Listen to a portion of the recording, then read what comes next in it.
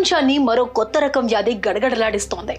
అగ్రరాజ్యం అమెరికాలో ఆ వ్యాధి విజృంభిస్తూ ఉండడంతో ప్రపంచ దేశాలు ఆందోళనకు గురవుతున్నాయి.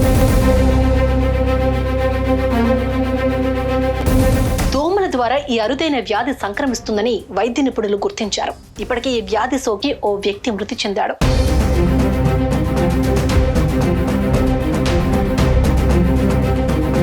అమెరికాలోని న్యూ హ్యాంప్షైర్లో దోమల వల్ల వచ్చే అరుదైన వ్యాధి ఇప్పుడు అందరినీ ఆందోళనకు గురిచేస్తోంది.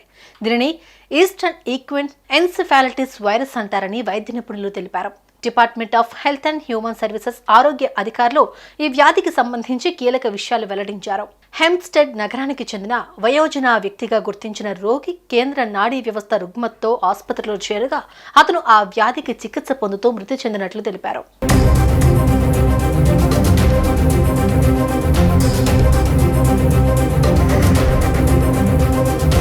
2014 సంవత్సరం ప్రారంభంలో న్యూ హ్యాంప్షైర్లో EEE వైరస్ కేసులు కనుగొన్నట్లు అధికారులు పేర్కొన్నారు.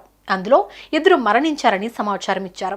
ఈ కొత్త ఇన్ఫెక్షన్ మరణం న్యూ హ్యాంప్షైర్ రాష్ట్ర అధికారుల్లో ఆందోళనను పెంచింది. వాతావరణ మార్పుల కారణంగా దీని వ్యాప్తి ప్రమాదం పెరుగుతుందని అధికారులు భావిస్తున్నారు. ఆగస్టు ప్రారంభంలో మెసాచ్యూసెట్స్ కు చెందిన 80 ఏళ్ల వ్యక్తిలో EEE వైరస్ ని నిర్ధారించారు. ఇది ఈ సంవత్సరం మొదటి కేసు.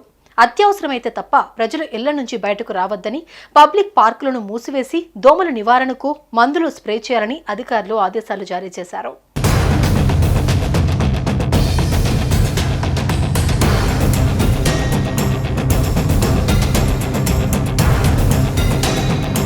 ఈ EEE వైరస్ సోకిన వ్యక్తికి జ్వరం, తలనొప్పి, వాంతులు, విరేచనాలు, మూర్ఛలు, ప్రవర్తనలో మార్పులు వంటి అనేక లక్షణాలు కనిపిస్తాయని centre for disease control and prevention స్పష్టం చేసింది. ఈ వైరస్ మెదడు, వెన్నుపాము చుట్టూ మంట వంటి తీవ్రమైన నాడీ సంబంధిత వ్యాధులను కలిగిస్తుందని తెలిపారు. వీటిని ఎన్సెఫాలిటిస్ మెనింజైటిస్ అని పిలుస్తారు.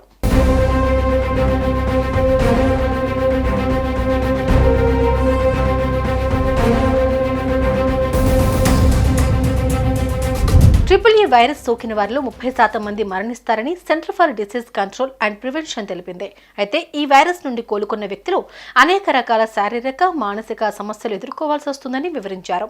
ఈ వైరస్ 15 నుండి 50 సంవత్సరాల మధ్య వయసున్న వారికి చాలా ప్రమాదకరమైనదిగా హెల్త్ అధికారులు పరిగణిస్తున్నారు. ప్రస్తుతం దాని చికిత్స కోసం టీకా లేదా వ్యాక్సిన్ అందుబాటులో లేదని, దీని కారణంగా అధికారులు EEE వైరస్ ను ప్రాణాంతకంగా భావిస్తున్నారు. ఈ మేరకు అందరిలోనూ అవగాహనతో పాటు రక్షణ కల్పించాలని ఆరోగ్య శాఖ అధికారులు పలు సూచనలు చేశారు. ప్రజలు తమ శరీరాలను పూర్తిగా కప్పుంచుకోవాలని, దోమల నుండి రక్షించడానికి జెల్, క్రీములను ఉపయోగించాలని, వారి ఇళ్ల చుట్టూ నీరు చేరకుండా నిరోధించాలని కోరారు. ఇది దోమలు వేగంగా వృద్ధి చెందకుండా చేస్తుందని అధికారులు సూచించారు.